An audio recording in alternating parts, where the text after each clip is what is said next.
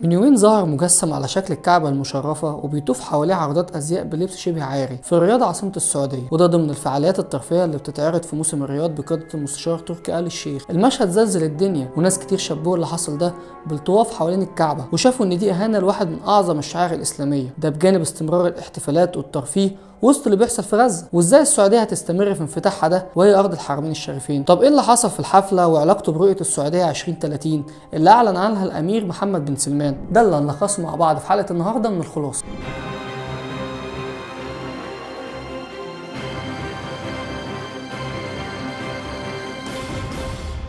يوم الجمعة اللي فات وفي حفلة من حفلات موسم الرياض والناس كلها مبسوطة بالفقرات، يدخل عليهم مجسم واخد شكل مكعب عليه شاشات من الأربع الاتجاهات، الشكل اللي يشبه جدا الكعبة المشرفة، وكان بيطوف حواليها عرضات أزياء بلبس شبه عاري. محدش كان فاهم اللي بيحصل ومين اللي مسؤول عن التنظيم وافق عن اللي بيحصل ده، ودي ما كانتش أول حالة مثيرة للجدل بتظهر في موسم الرياض. واللي ما يعرفش إيه هو موسم الرياض فده مهرجان ترفيهي بيتعمل كل سنة في السعودية، هدفه هو تحويل المملكة العربية السعودية إلى واجهة سياحية. المهم وقبل ظهور مجسم الكعبة كانت الفنانة العالمية جينيفر لوبيز بتحيي احتفاليه عرض ازياء لمصمم عالمي، وكانت لابسه لبس لا يليق نهائي بارض الحرمين. الغريب ان اللي كان حاضر العرض ده هو مستشار تركي آل الشيخ بنفسه، وكمان كان بيصور العرض بتليفونه، ده اللي خلى ناس كتير تطلع وتتكلم وتنتقد اللي حصل. انا عايز اقول لك ان دي ممكن تعدي والناس ينسوها، لكن اللي عمرهم ما ينسوه وهو اللي حصل في افتتاحيه الموسم واللي كان في شهر 10 دي بقى انت مش هتصدقها. المسؤولين عن الاحتفاليه اختاروا المطربه اليانا الفلسطينيه عشان هي اللي تحيي الحفله. هتقول لي عادي، ايه الغريب في الموضوع؟ فنانه وبتحيي الحفله عادي. هقول لك الغريب يا صديقي انهم خلوا الفنانه تلبس على وسطها سيف ذو الفقار، وده الخاص بالامام علي بن ابي طالب واللي يعتبر واحد من اهم الرموز الاسلاميه. الناس استغربت وما كانوش مصدقين، هو ده فعلا حقيقي؟ طب ليه بيتم اهانه الرموز الاسلاميه بالشكل ده؟ واللي زود من غضبهم ان اللي بيحصل ده عكس اللي وعد بيه المستشار تركي الشيخ رئيس الهيئه الترفيهيه، لما وعد الناس وقال لهم تقاليدنا راح تحترم وعاداتنا وديننا واضحين للجميع ومش هيتم كسرهم. طب ليه كل ده بيحصل والمسؤولين في السعوديه بيدوا الموافقات عن كل العروض دي؟ واللي بيحصل فيها بص يا سيدي،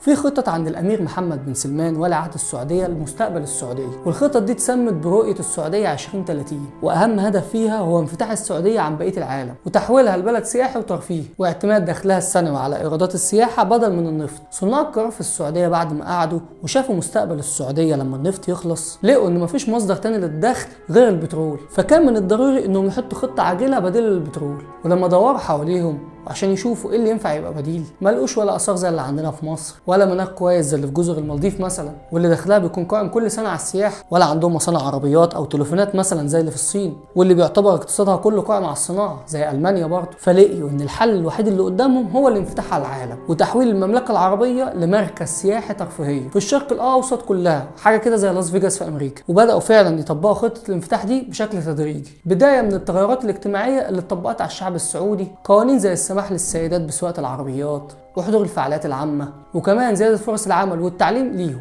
ده غير انهم بدأوا في الاستثمار في البنية التحتية واعلنوا البدء في مشاريع عملاقة زي مشروع نيوم. واللي ما يعرفش مشروع نيوم ده بقى هيحول صحراء السعودية كلها لمدينة بتعتمد كلها على الطاقة الشمسية والذرية. مشروع البحر الأحمر ده بقى حاجة سياحية، وده عبارة عن مجموعة جزر مصممة بشكل متكامل جوه البحر عشان تشجع أغنياء العالم انهم يشتروها وكمان يستثمروا فيها، حاجة كده شبه جزر الإمارات اللي فشلت بسبب الأزمة المالية العالمية. كمان السعودية اهتمت بالفعاليات العالمية زي موسم الرياض واللي بقى يتعمل كل سنة عشان يسوق للمملكة، زي سباق الفورمولا وبطولة العالم للتنس والألعاب الإلكترونية. كمان الموضوع ما وقفش لحد هنا، دول دخلوا صناعة الأفلام وأنتجوا أفلام عربية بتنافس الأفلام العالمية زي فيلم ولاد رزق 3، وده فيلم لوحده محقق أكتر من 25 مليار دولار. وعلى صناعة كرة القدم فحدث ولا حرج، جابوا كريستيانو رونالدو شخصيا عشان يلعب في دوري روشن السعودي هو ومجموعة كبيرة من اللعيبة العالمية زي نيمار وماني وفيرمينيو، وكمان بيحاولوا مع إدارة ليفربول إنها تديهم صلاح.